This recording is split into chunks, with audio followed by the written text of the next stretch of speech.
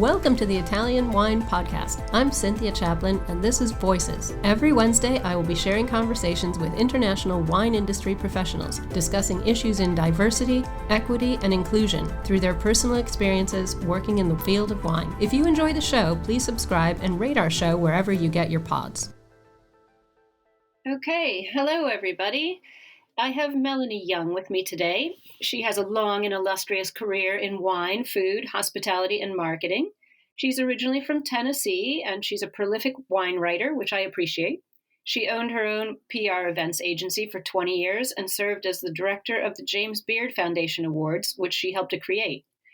Melanie and her husband, David, host a popular weekly radio show called The Connected Table in the U.S., and she's also a certified holistic health coach and an 11-year breast cancer survivor with an award-winning book called Getting Things Off My Chest. Excellent title. So hi, Melanie. Thank you for joining us today. Hi, Cynthia. Good to hear you.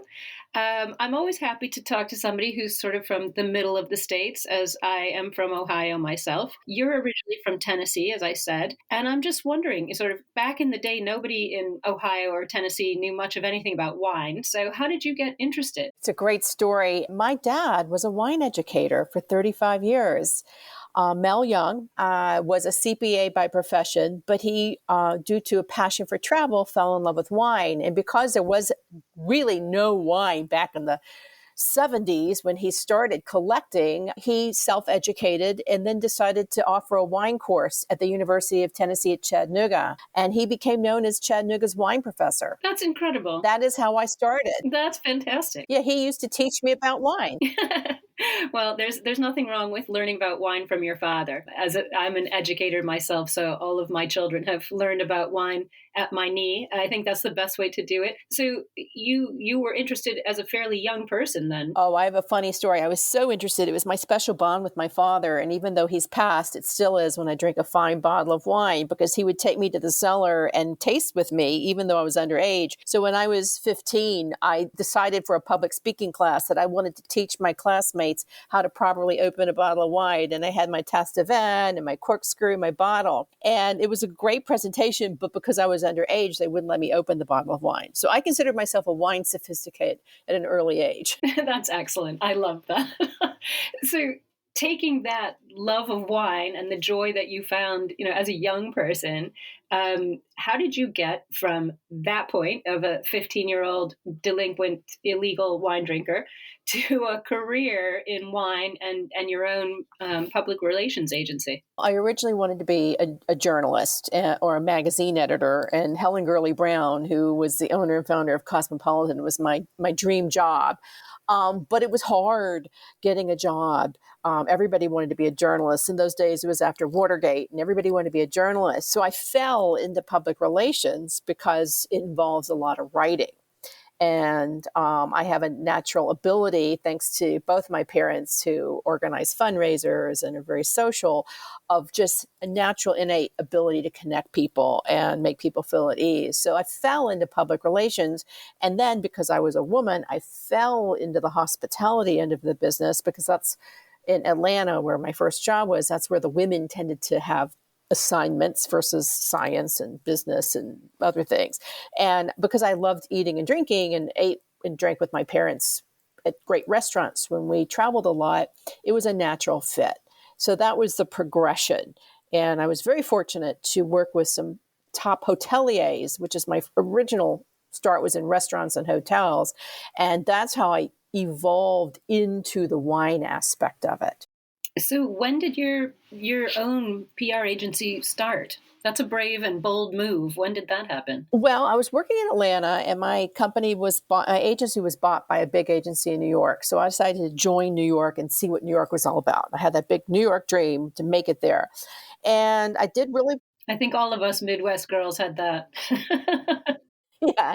And I was doing great, but then something happened that was really important. My grandmother, who I adored, dropped out of a massive heart attack while I was working for a big company. And I went down to the funeral and decided to spend a few extra days. And when I got back, I got a written reprimand that I didn't ask permission to take time off to be with my family. And that's when I decided I needed to work for myself. And then something fell into my lap. A good friend of mine in the food end of things recommended me to Chris Kimball, the publisher and founder of Cook's Magazine. They were looking for someone to help them with a program called The Who's Who of Cooking in America, which later evolved into the James Beard Awards. So I was brought on as a consultant to work on that, which was my first client, to give me the leap to start my own company. And my first job was to write the biographies of all the Who's Who members. So I love to write. I love food. I got to know everybody.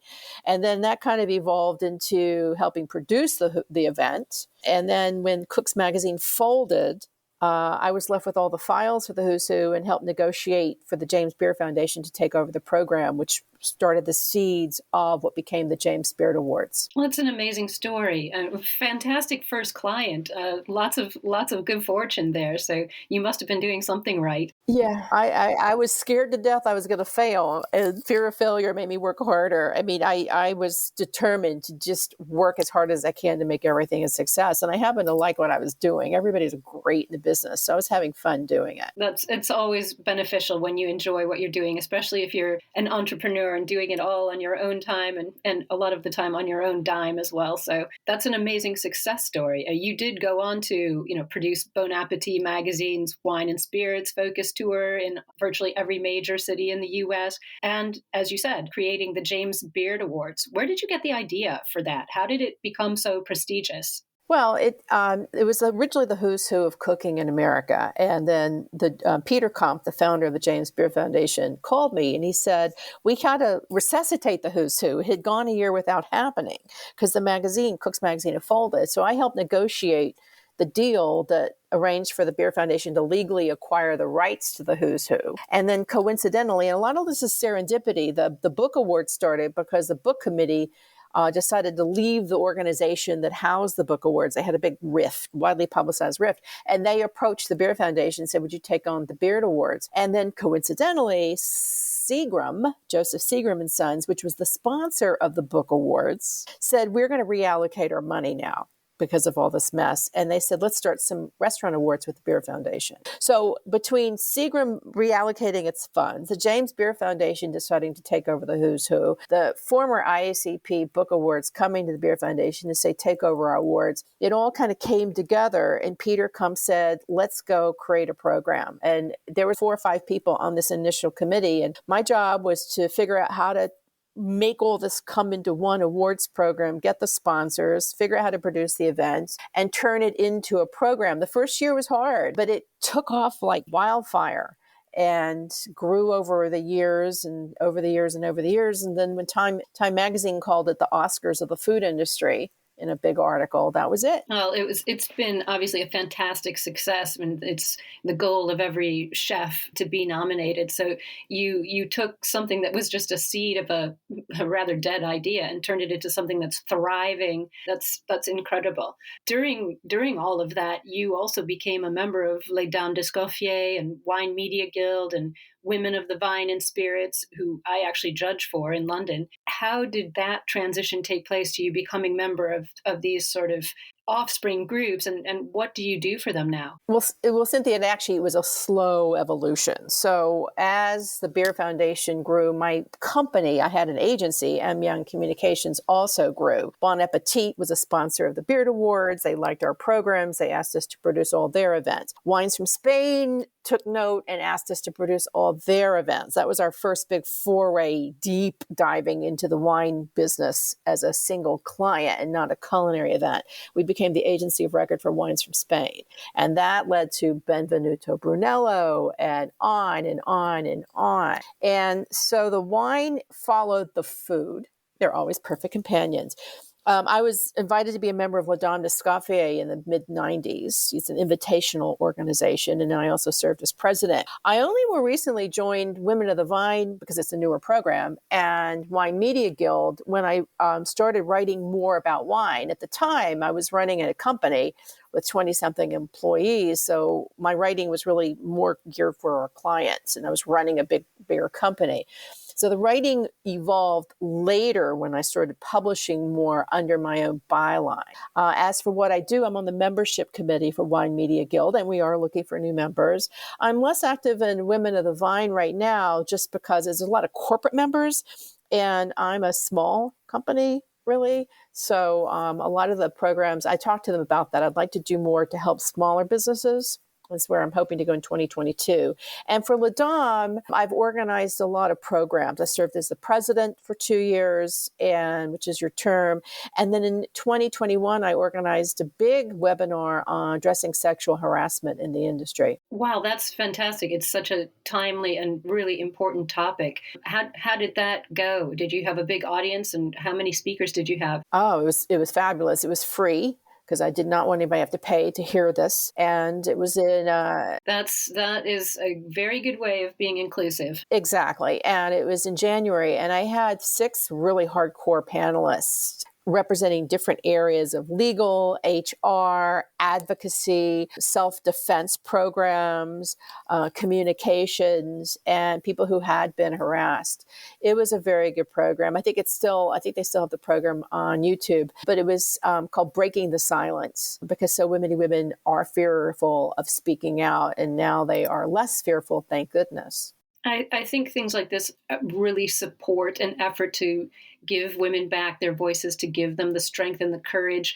It takes a lot to be brave and to address that. So, conferences like that are going to make all the difference. Are you carrying on with that conference? Will it be an annual thing? It was a webinar, not a conference. So probably not, because La Dame wants to diversify their programming as well. But I personally, I serve as an advocate for women. I have all my life. It was not easy starting my business. I had a lot of discrimination against me, starting with trying to get a bank loan, trying to build a business. So I, had to fight my way through that to grow. And I have a strong, soft spot for helping women who are venturing out on their own and helping them have the confidence and the belief in their self-worth, not to be undervalued or let anyone undervalue them. Well, that's an amazing role model to put out in the world, especially these days when people should be jumping up and down and shouting about those sorts of things. So I think that's an excellent thing to be doing, particularly in the wine industry, which can be very male dominated, as we all know. Oh, it's tough. It's tough. And very male dominated, particularly in specific areas. And you just have to really stand for what you believe in and know your worth and do your homework. Absolutely. Absolutely. Well, going on from that, you stepped away from your PR agency, and now you're hosting the Connected Table with your husband, David. What was the transition? I know you said you wanted to move to being more supportive of smaller businesses. How did you move away from the agency and get into Connected Table? It was a kind of tsunami of things that happened. I had worked myself to the bone. I had put my business first. I had a lot of success, and then we had a lot of bad years as well.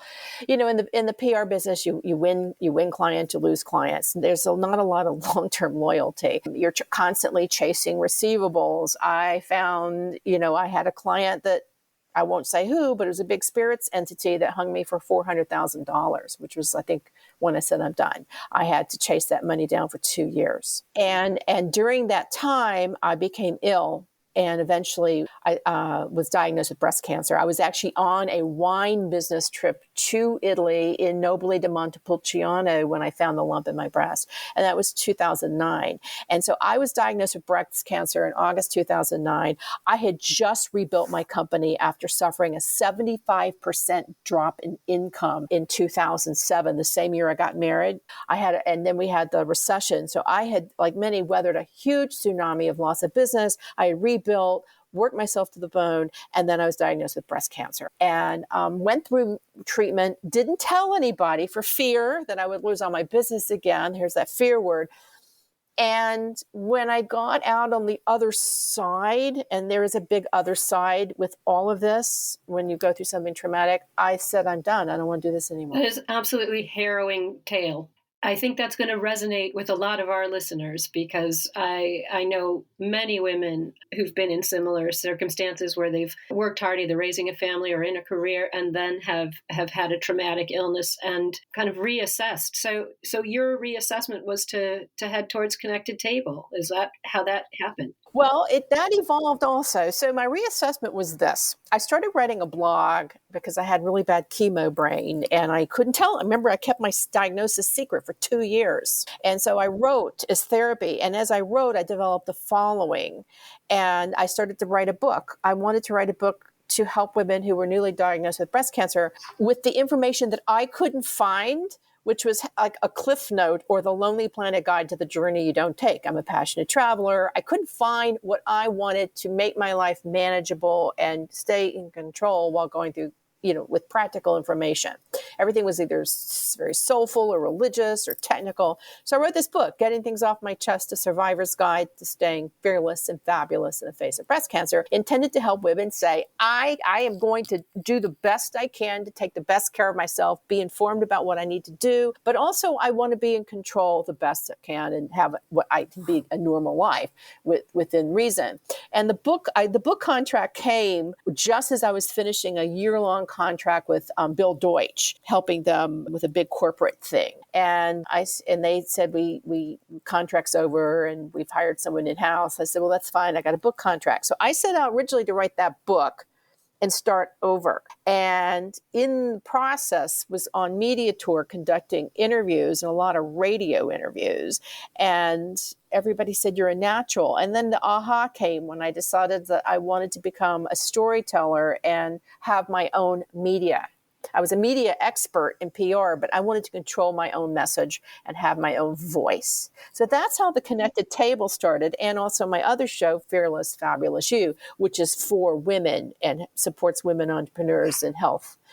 The Connected Table I co-host with my husband, David Ransom, who also was finding his voice because he was part of the company I closed.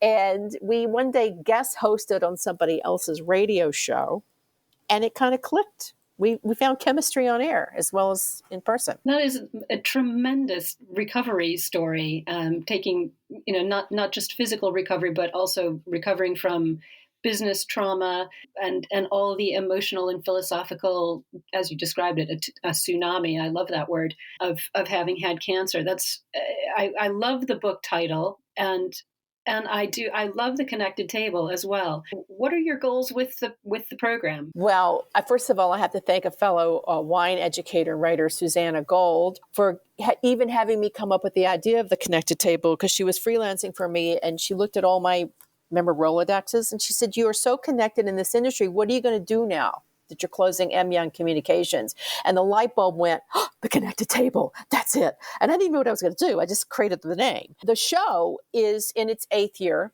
It is live to podcast. So it's a live radio show Wednesdays at 2 p.m. Eastern in the States. And it's podcast around the world. iHeart's probably the biggest. We are storytellers. We profile leaders, legends, and legacies in wine, food, spirits, and hospitality. So people who have made a long-term impact in the industry, either their family, many, Italians, multi-generational leaders, and we call legends, the Jacques Pepins and the, in the chef world. And we tell their story. It's a conversation kind of based on, even though he's disgraced now with Charlie Rose's show, some of those are inside the actor's studio. And that's what the show is about. It's not about the latest release. It's not about the newest this. It's about the person and the person's story and what they're about. And then we have a separate, more content-focused program called the Connected Table Sips. We're shorter, more trend focus. So those are customized so that we have some income, because the Connected Table we created is a labor of love right now, which is very merited. I'm a big fan. It's a great program. So I'm very inspired by everything that's happened on Connected Table. So hopefully some of your mentorship will flow over into Voices. And I'm so glad you gave a shout out to Susanna Gold. She's also an Italian wine ambassador with Vini Italy International Academy. So she's a colleague of mine. And it's great that she helped you arrive at that point where you could come up with this light bulb moment. I love that. Well, she's great, and I've we've helped each other with light bulb moments, and light bulbs. The key is keep the lights on. That's a wonderful saying. That is absolutely a great philosophy. Yeah, you don't want to have to make the light bulb come on. It should be on all the time. I like that. Well, you've gone on after all of this to become a certified holistic health coach. Tell me what that means. How is that playing into your very busy life? Well, it's probably secondary right now, but it was very primary when I decided to do it, because here I was, I'd written a book. Here I am, a cancer survivor, writing an expert book on surviving cancer and that's, managing your cancer treatment. So I felt that to walk the walk and talk the talk, I needed to go back and get some proper educational training on nutrition and holistic health, because I was being asked to write a lot of articles and speak. And so I enrolled in the Institute of Integrated Nutrition, which has now a great online program to teach you very much all aspects of holistic health, which is really what I stand for. Not one size fits all, dieting or this. It's how you live, because I'm a big believer it's not all about what you eat and drink, it's how you address what's eating at you, stress management. So I did the program. I've done some coaching. A lot of the people I've coached have become coaches. And then I realized the kind of coaching I really love to do, even more than health, is helping people figure out how to move on and reinvent their lives, or how to take their business to the next level if it's a startup. So I've been doing more of that type of coaching, which I really love to do because it helps people as I say, figure things out. That's incredible. That's amazing. Again, I see this long thread of mentorship through everything you've discussed. You obviously have that ingrained in your personality, and it sounds like you're spreading the joy everywhere, not only through wine and food, but also through this much more humanitarian effort to support people. It's really inspiring, and I'm glad to hear the story. I know that our listeners will enjoy it too. So I'm going to ask you for some words of wisdom, because obviously you've got them and you have probably earned them through many scars. What kind of words of wisdom would you give to women who want to enter the wine and food sector, either as writers or as sommeliers, or be it as it may? It's not an easy sector to get into, as we both know. It's not. And it is very male dominated, and everybody wants you to have prior experience. And I actually I've actually done interviews where people said you have no experience. And I've had to say, but I do have experience. Let me explain how. You need to really know your value and really put together a package that is appealing. So if you don't have any wine experience, but maybe you have sales experience, right? Go in that door. If you don't have one, it starts with, do you have any experience? And if you have none, get in the back door by learning and doing. I did it through public relations, right? So start with your toolkit. What are your best talents, your tool? And how can you use them and merchandise them to get into the wine business? Are you a good writer? Are you a good salesperson? Are you good at technology and social media? Figure out what you can offer people in the industry and go in that way. Because a lot of people in the business, particularly the companies, will hire people who have the related skill sets, but not necessarily the knowledge of wine. And then you get in that way. If you have a knowledge of wine, one of the best careers to be in right now that pays well, because writing does not, is public relations. There are a lot of people who are hiring in that end of the business right now, or with wineries, tasting room management and club management, where they're looking for people who know how to connect with people. There are so many jobs in that area right now. It's amazing. I'm so glad I asked for your words of wisdom. I knew you would have some, and those are really valuable, strategic ones, not sort of airy-fairy, but actually quite precise. Yeah, it may not be, that first job may not be the exact one you want, but it's all about creating stepping stones and avoiding roadblocks. Exactly. You just said something that we all know. Writing doesn't really pay these days. What advice would you give aspiring wine writers? Have a day job. Not really. Wine writing will not pay. I've tried it. It doesn't pay. I love doing it. I do it. But we've got to find these days, we all have to find other avenues for income stream. And it's perfectly okay. It's perfectly okay. And it may be unrelated. I know many wine writers who have other jobs totally unrelated to wine. They're just different lives. I mean, for me, one of the great things is, again, one of the reasons I also pursued health coach certification and coaching is that gives me another area to write and talk about, so that if one isn't doing as much as I'd like financially, I can go in another. I also love and started a coaching and communications training program so that I can create and help people have the tools to be better communicators and coach them when they do need to do interviews. And that I haven't marketed it enough, but that is a service I started this past year because I could do it virtually, because we all had to find more to do virtually. And so again, I dug deep into my toolkit and thought, where can I go earn some more and better money while I'm still writing, which I love to do, but I also want to make sure the bills are paid. So you've got to think about, again, go back to that toolkit and figure out how you can monetize every aspect of it in different ways. And don't be afraid to take jobs that are unrelated. It's perfectly okay. Yeah, well, I'm going to have to get the details of your coaching contacts so we can put those in the show notes, because I suspect, as I said, a lot of this conversation is going to resonate with a lot of our listeners who've either been impacted by COVID negatively,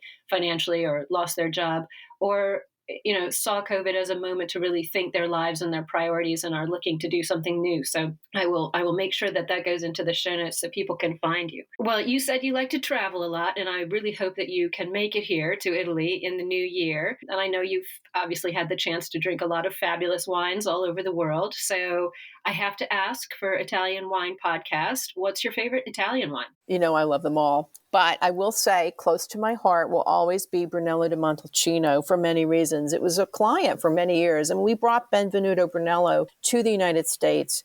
Thank you, Tony May, who was my partner in it initially. I love that man. He opened a lot of doors for me in Italy, the restaurateur Tony May. And I started working with the Consorzio in 1999 or 2000. And it was crazy because in 2001, we had the terrorist attacks and we had to convince the Consorzio to come. And because of that, I became very immersed in Montalcino, went many times. We had a lot of wine left over. So my husband and I had a lot of Brunellos for the years. So I have a soft spot.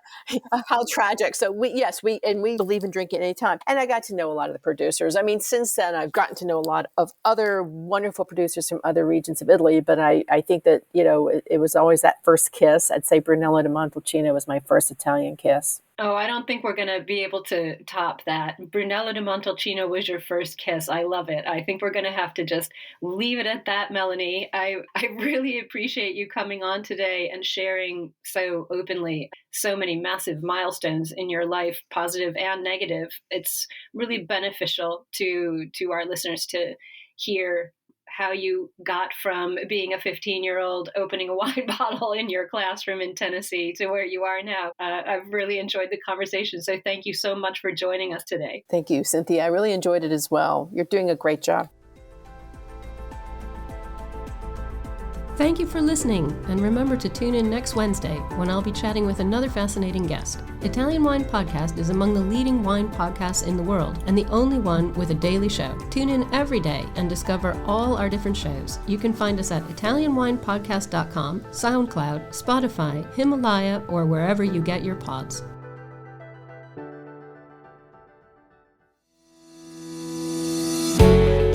Hi guys, I'm Joy Livingston and I am the producer of the Italian Wine Podcast. Thank you for listening. We are the only wine podcast that has been doing a daily show since the pandemic began. This is a labor of love and we are committed to bringing you free content every day. Of course, this takes time and effort, not to mention the cost of equipment, production, and editing. We would be grateful for your donations, suggestions, requests, and ideas. For more information on how to get in touch, go to ItalianWinePodcast.com.